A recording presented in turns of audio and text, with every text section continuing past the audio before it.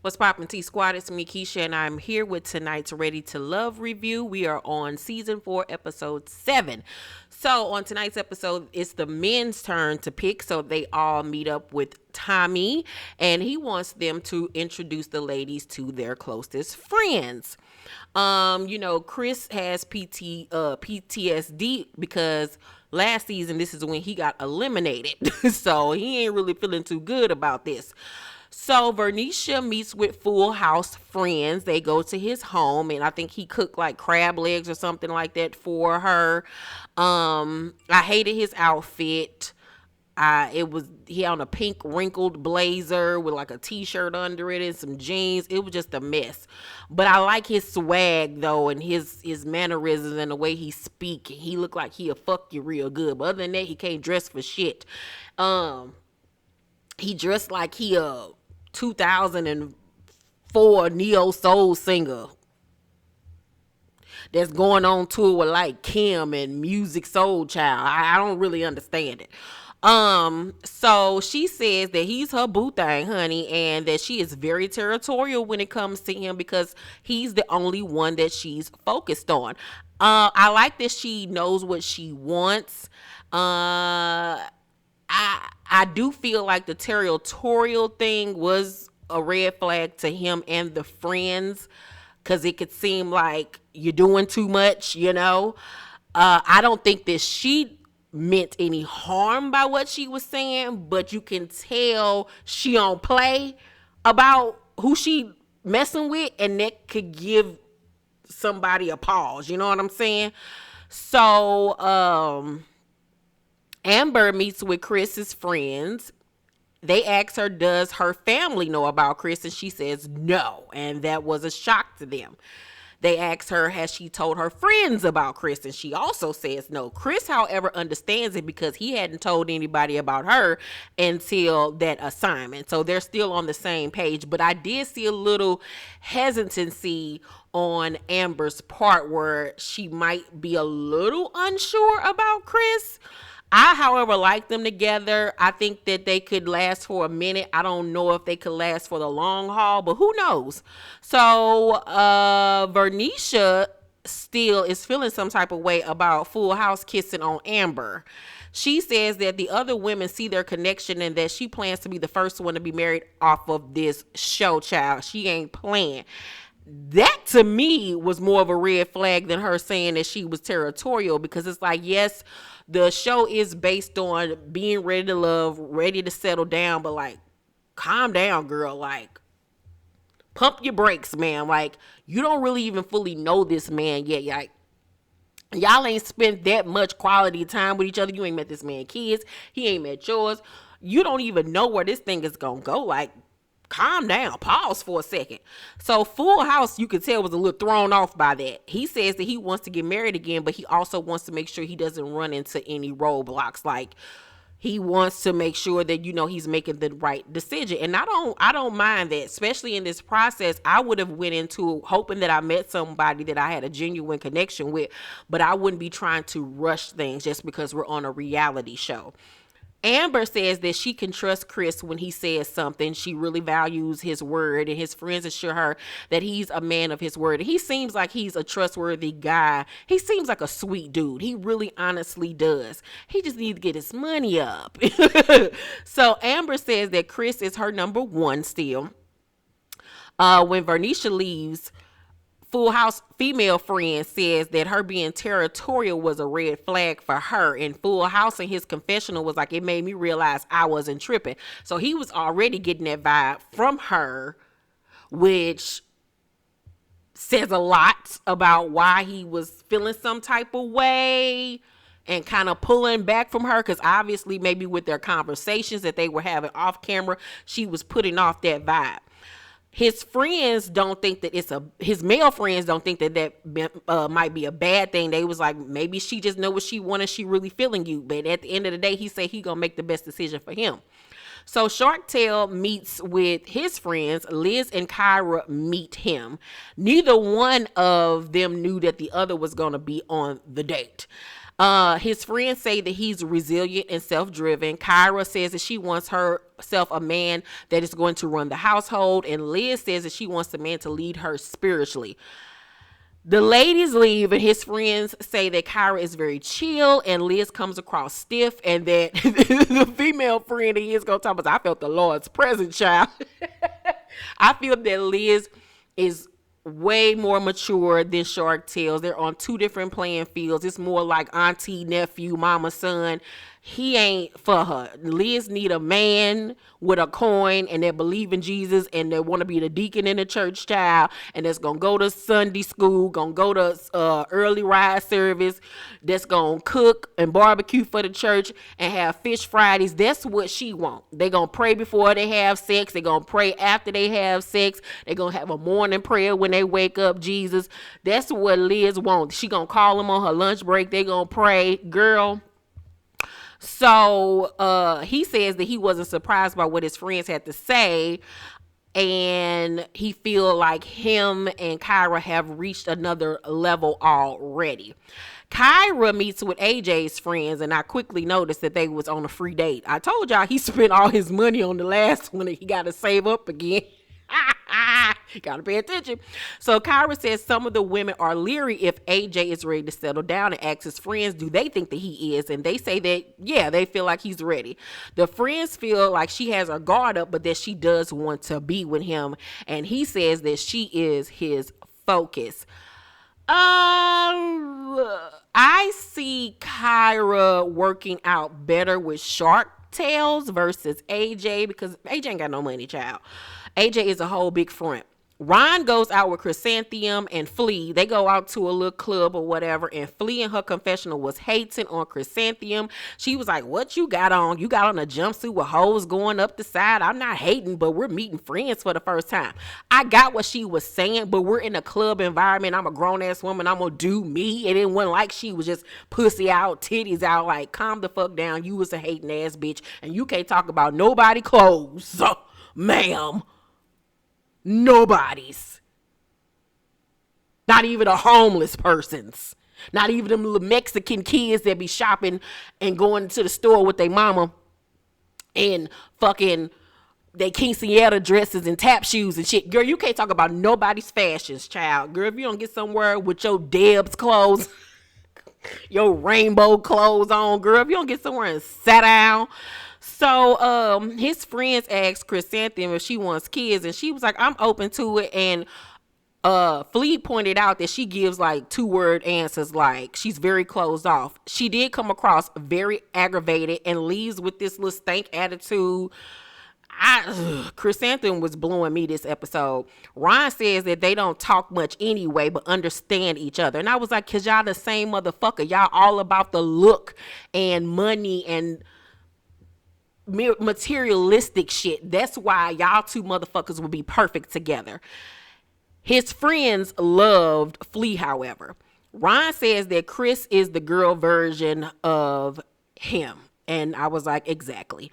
Liz meets with David's people. His face lit up as soon as he saw her. David says that Liz called and told him about the kiss that she had with Shark Tales and that her heart was still with him, but he was feeling some type of way about that. I feel like that's what changed things for him and Liz, was when Liz admitted that she kissed old boy. I told y'all it was something up with this nigga. He has insecurity issues. And as soon as something happened that he don't like, he pulled away instantly. He feels like he doesn't know a lot about Liz. And I was like, well, that'll be your fault. Like, have you not been taking out the time to get to know her via the phone? Liz wants more consistency from him and needs for him to make a decision at this point. And I don't blame her. He tells his friends, however, that he's unsure if she's the one. And I was like, bitch, all of a sudden now you don't know if she's the one. I feel like he shouldn't have been on the show in the first place, because he still hadn't fully healed from the last situation that he was just in, coming on her wasting everybody motherfucking time, you indecisive ass bitch. So Kyra, is my damn rice done? Hold on, y'all.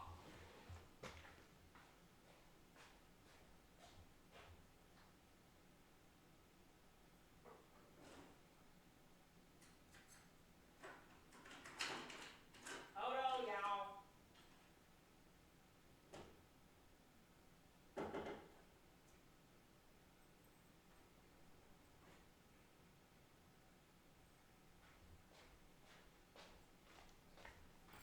Okay, I'm back. So Kyra, where was I at? Kyra goes out with Shark Tales. He takes her to a really cute little art gallery, and he has roses and champagne there awaiting them. She didn't say that was the best day she ever been on. He tells her that he sees a future with her, and they kiss, and a piece of her lip fell off as soon as they kissed. Her lip was on the floor because you know that nigga teeth some saber-tooth tigers and shit. I felt bad for her. She had to get reconstructive surgery. I'm going to hell. So Kyra says that she's, however, confused between him and AJ. And I was like, girl, don't be confused. At least this nigga gonna spin a coin on you. Just don't let him eat your pussy, bitch. Because you really gonna need surgery. So the men meet up with Tommy. Full House tells him that his friends felt like Vernisha might be too clingy and that her being clingy rubbed him the wrong way. It was like this episode, all the guys changed, majority of the guys changed their minds about the women that were their number one. Shark Tale talks about the date that him and that he went on with the ladies, and he gets emotional and starts to cry because he said he's not used to people complimenting him. And I was like, oh, the baby, that was cute. So he tells them that his people really like Kyra for him, but that his friends thought that Liz was stiff, but he thinks that, you know, she's very open. Ron says that his friends thought Chrysanthemum would be the one to like have fun with, pop bottles with, but Flea could put him on his Barack Obama type shit. Tommy asks if the process ended right then and there, who would they go home with? AJ says Kyra. Full House then shocks everybody and says Kyra. And Tommy was like, where in the hell has that came from? You ain't never mentioned Kyra this whole process. I'm looking at the television like, what am I watching? Am I in the Twilight Zone? So Full House says, I realize it's going to be possibly controlling. So then in his confessional, he says, last night me and Vernisha were on the phone and we had a miscommunication that made me feel some type of way. So I said, Kyra, it was just some off the head stuff, but Vernisha's still the one.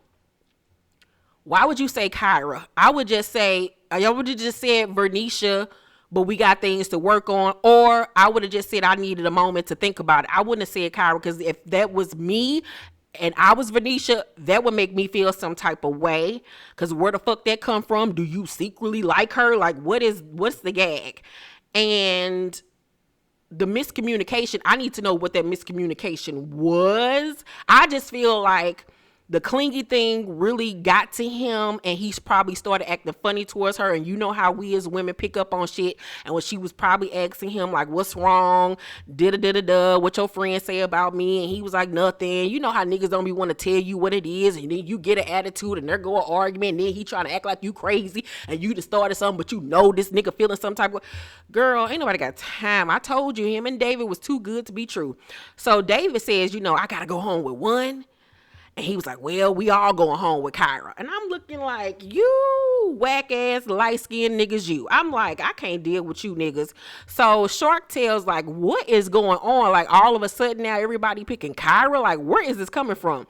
Ron says Flea, but I just think that he's doing that because he want to look like he making the right choice for television, but I don't think he really want Flea. He want Chrysanthemum. Him and Chrysanthemum will be perfect on pictures together. She'll be the perfect arm candy. She's materialistic. He materialistic. He want a pretty bitch with wavy hair on his arms. He want a bitch that he can turn up with. They perfect for each other. Chris says Amber. Shark Tale says Kyra. Tommy was like, well, who is the weakest connection? Ron and AJ both say Liz. David tells Shark Tales that he knows about the kiss and is weighing on him. All the men except Ron don't have a connection with Chrysanthemum. And the male Chris says that she doesn't pick up his calls. And the other man was like, yeah, it's hard to get, a call back or a text from her. So then Ron Thompson, man, she called me back. It must just be like that for Chris. Then in his confessional, he gonna tell me, I felt Chris was trying to throw Chrysanthemum under the bus because she wasn't giving him no play. He's a niche.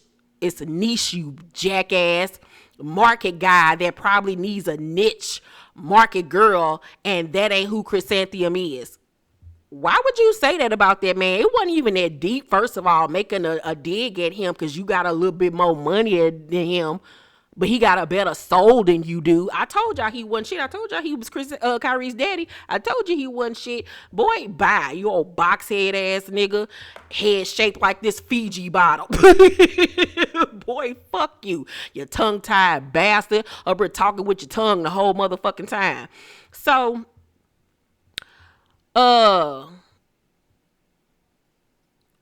Chris meets up with Chrysanthemum, and as soon as she walk in, she got a little stank ass attitude, like she don't want to beat her. And I'm looking like, girl, bye. With all that curl activator juice in your hair. He tell her he like her, and she was like, I don't know if somebody like me. She was like, I know what this date is. Get on with it. First of all, you know the process, so why would you have an attitude if they were kicking you off, which they did, but like, bitch.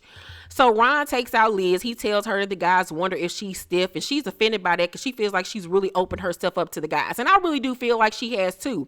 Chris tells her that tells Chrysanthemum that the guys don't really like her late responses, and she gonna tell him, so y'all don't like a dose of y'all own medicine. Chris then tells Chrysanthemum that she ain't ready to love. Chrysanthemum in her confessional gonna say, men can't take what they dish. Really? Me not texting you back is gonna make you get rid of me? Then I don't need to be with you, because that's a red flag for me. Make it make sense, Jesus. Bitch, you're on a reality show to date men, and then you don't text said men back, and then you're mad that they kick you off. Girl, go sit your stupid ass down. All them fucking airplane fumes and got to your motherfucking head, you retarded, dizzy bitch. So Ron then tells Liz that she's still ready to love. Liz says that she'll evaluate what she needs to change, but that, you know, she's been open and honest with the guys. I really don't like the way David did Liz. Next week it seemed like he gonna be on some bullshit. I'm not feeling it. I don't like the way Full House doing Vernisha, even though I feel like Vernisha is doing a little bit team too much, but just tell her, be honest about it, you know what I'm saying? Then maybe she'll back the fuck up, and then when she back the fuck up, you'll probably want her to come back forward, you know what I'm saying? But it is a process. Motherfuckers do have the right to change their mind. That's why I just don't date. Let me know what y'all thought about tonight's episode down below in the comment section. Make sure to thumbs up this video, like and subscribe, hit that notification bell button to know when my videos drop. I love you guys. I will see you on the next one. Peace.